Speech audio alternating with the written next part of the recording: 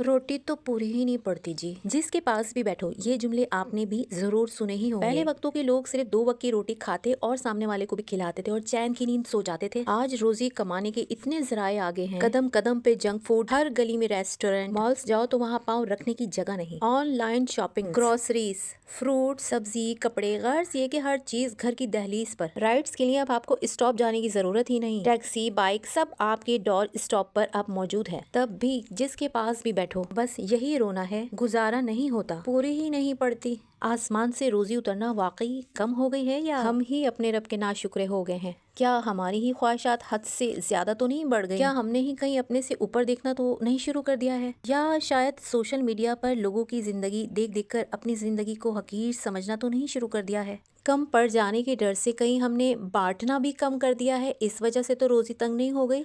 आज बस सिर्फ ये एक सवाल अपने दिलों में झांक कर सच्चा जवाब निकाल कर आज मुझे कमेंट बॉक्स में जरूर दे के जाइए। क्या वजह है सारा दिन धूप में थकने के बावजूद भी घर पे आई हुई हलाल रोजी में बरकत खत्म हो गई है?